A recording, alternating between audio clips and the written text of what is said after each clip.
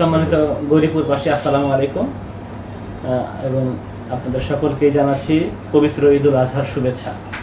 আপনারা সকলেই জানেন যে আগামী 17 তারিখ আমাদের মুসলমান ধর্মীয় গোষ্ঠীর সবচেয়ে বড় ধর্মীয় উৎসব ঈদুল আজহা উদযাপিত হবে। তারই প্রেক্ষাপটে আমরা যেন ত্যাগের মহিমায় উদ্ভাসিত হই, আমরা সকলেই এই পশু কুরবানি করব, এর সাথে সাথে নিজের মনকেও যেন পরিশুদ্ধ করতে পারি। এবং পশু কুরবানির পরে আমাদের অবজারভেশন হলো যে আমরা যে বর্জ্য ব্যবস্থাপনার যে বিষয়টা থাকে সেটা আমরা যাচ্ছে তাইভাবে রাস্তার পারে বা যেখানে সেখানে আমরা সেটা ফেলে রাখি এবং পরিবেশকে আমরা দূষিত করি। সেক্ষেত্রে আমি সকলকে উদাত্ত আহ্বান জানাচ্ছি যে ঈদুল আজহার কুরবানির পরপরই আমরা যেন সেই অবশিষ্ট বর্জ্য সেটাকে ব্যবস্থাপনায় এনে সুন্দর শহর উপহার দিতে পারি।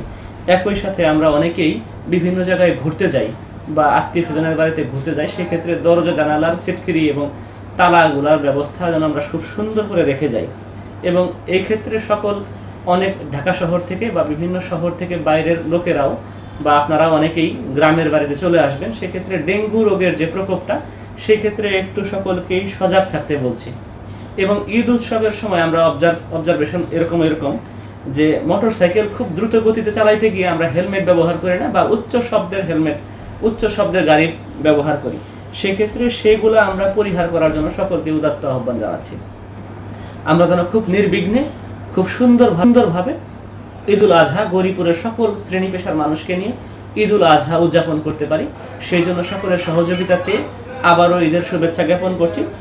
অগ্রিম ঈদের শুভেচ্ছা জ্ঞাপন করে আমার কথা শেষ করছি। আসসালামু আলাইকুম।